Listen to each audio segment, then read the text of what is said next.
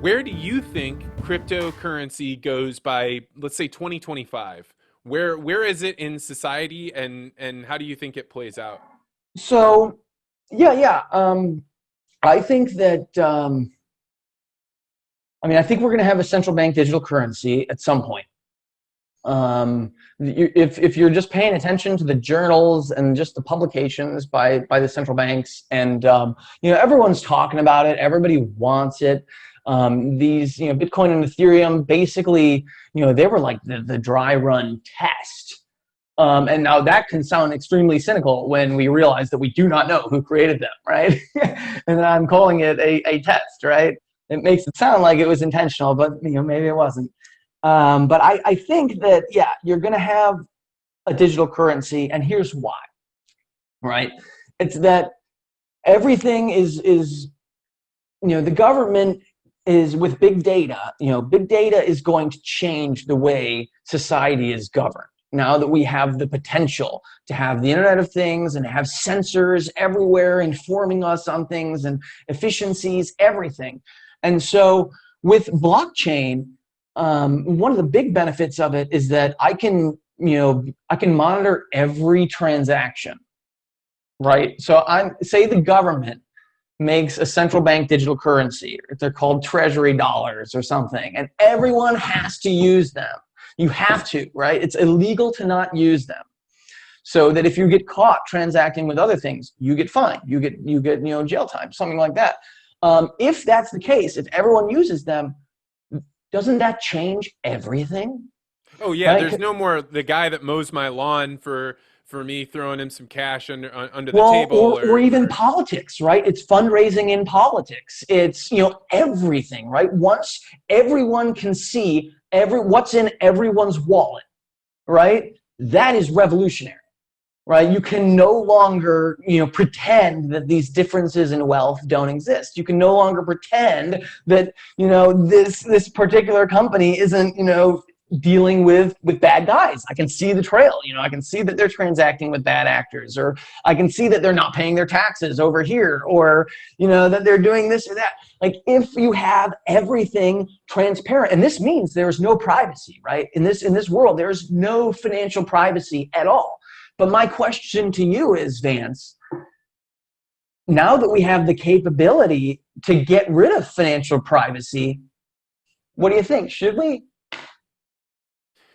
I mean, you know me very well. Like I am I of mean, the mind of liberty first, and be very, very careful what liberty you give up, because I don't even think the government would set out necessarily to be like, hey, we're going to go ahead and do this so that way we can track but every single at transaction. the But same once you time, have though, that power, you wouldn't be able to resist it. but at the same time, I can use it against the government as well.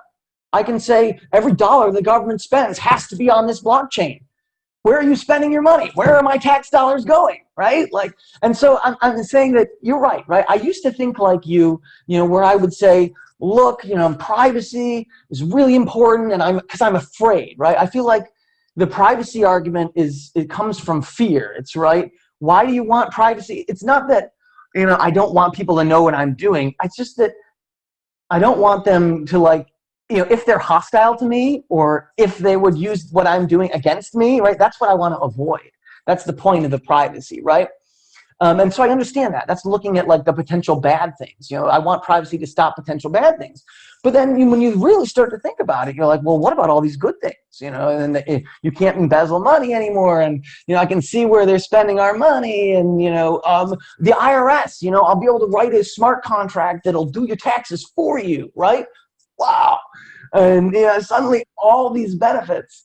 I mean, I see what you're saying, but like for me, privacy is sacrosanct, right? Like there are within your circle of inside of your mind, then inside of your primary relationships, your spouse, your children, then like you have spheres where you can go further and further out. And the more that you allow other people to see inside of those spheres, then there's something about the individual that gets degraded. And I think it's more than just what is beneficial or easy. I think there's a degradation of the individual that comes in that regard, and not worth probably any of the benefits that would come from that.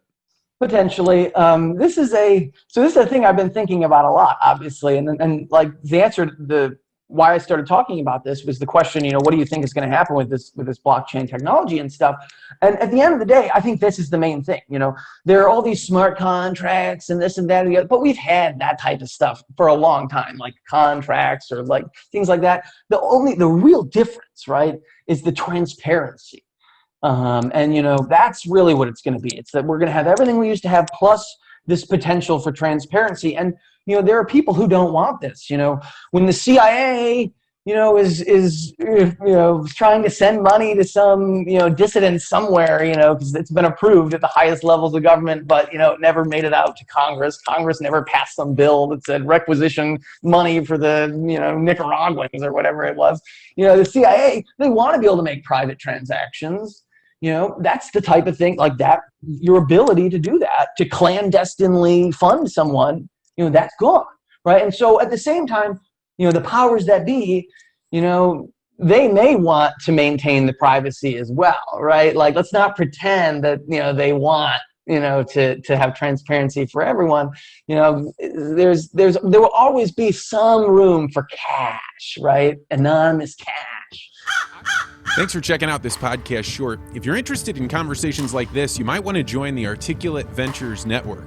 There, we're a patchwork of thinkers looking to explore different ideas, having our ideas respectfully challenged, and figuring out different ways of looking at the world. To find out more, go to network.articulate.ventures.